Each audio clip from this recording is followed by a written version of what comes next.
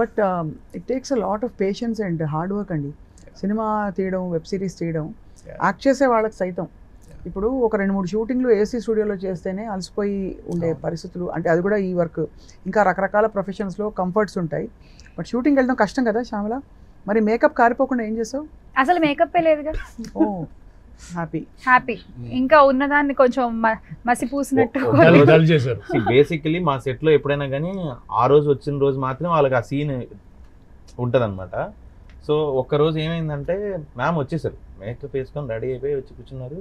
నేను వచ్చా, ఇట్లా చూశాను, పక్కకి వెళ్ళి మ్యామ్ యాక్చువల్లీ వాళ్ళ అసిస్టెంట్ ఉంటుంది, అసిస్టెంట్ పిలిచి యాక్చువల్లీ వాళ్ళ హస్బెండ్ క్యారెక్టర్ ఈరోజు రవిప్రకాష్ గారికి చెయ్యి ఇరిగింది, ఆయన హాస్పిటల్లో ఉన్నారు, మేము అంత మేకప్ వేసుకెళ్తే కరెక్టేనా అని అడగగానే వెంటనే వెళ్ళి మొత్తం తీసేసుకుని వచ్చి హ్యాపీయా అంతే కదా. I'm very happy. ఇంకా అసలు వితౌట్ మేకప్ రావడానికి స్క్రీన్ ముందు వెరీ హ్యాపీ. అంటే అంత న్యాచురల్ గా చూపించాలని ఆయన అనుకున్నప్పుడు we should not.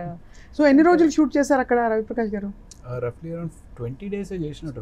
Me sir schedule 22 days, I guess ma'am schedule అక్కడ ఉండిపోయారు 22 days.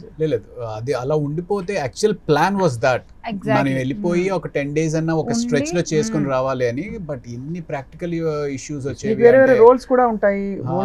సో ఒక 1 day షూట్ చేయడం వెనక్కి వచ్చి ఇట్ వాజ్ ఆల్ 20 days అక్కడ ఉండింది కదా. ఎవ్రీ డే వెళ్ళి ట్రావెల్ చేసి మళ్ళీ వచ్చా. అండ్ అయితే ఐ థింక్ ఆ క్రెడిట్ ప్రొడ్యూసర్స్కి ఇవ్వాలి.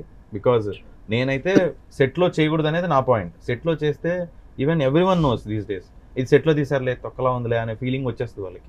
ఐ వాంట్ దట్ రియల్గా ఉండాలి, అథెంటిక్గా ఉండాలి అని అంటే, రియల్ లొకేషన్స్ చేయాలని అంటేనే ప్రొడ్యూసర్ కూడా యాక్సెప్ట్ చేశారు. మీకు లొకేషన్ రక్కియే బోల్డ్ తలప్రాణం తోక్కొచ్చు. యాక్చువల్లీ షూట్ మొత్తం were you also involved Rocky గారు? నాకు కాల్స్ వస్తుండే, బావా ఇలా బావా ఇలా అని. 56 days ఓవరాల్ షూట్ చేస్తే 56 daysలో మోర్ దాన్ 70 days మేము రెక్కిల్ చేసాం. ఎస్పెషలీ ఆ బ్రిడ్జ్ దగ్గర సీక్వెన్సెస్, వాటికి ఆ ఇంటీరియర్స్కి నడుచుకుంటా ఎక్కడ బాగుంటుంది ఏంటి అని. ఎస్పెషల్లీ ఇంట్రడక్షన్ సీన్ కూడా ఒకటి ఉంటుంది. అక్కడెక్కడో ఇప్పుడు మర్డర్ ఎక్కడ పడితే అక్కడ చేయరు కదా పబ్లిక్గా. కొంచెం అలాంటి ప్రాంతం కావాలి, బాగా నిర్మానుషంగా ఉన్న ప్రాంతం. అలాంటి ప్లేసులు ఎతకడం కోసం we spend so much time. ఊర్లో జనం అంతా వచ్చేలే మిమ్మల్ని చూసి బాగా తెగ ఎక్సైట్ అయిపోతారు కదా. ట్రీట్మెంట్ కూడా అసలు ఎంత అదిరిపోయేది. చక్కగా పెరుగులు తెచ్చి చమ్మాయి వేసుకోండి, బాగుంటుంది, తినండి ఉంటుంది కదా మంచి బర్రెపాలతోటి కదా.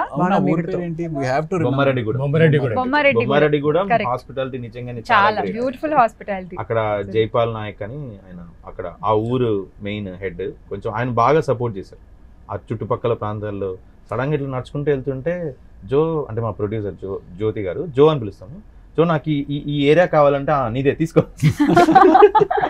ఇలా షూట్ చేసుకో, అక్కడ కావాలంటే అక్కడ షూట్ చేసుకో అనేటోళ్ళు.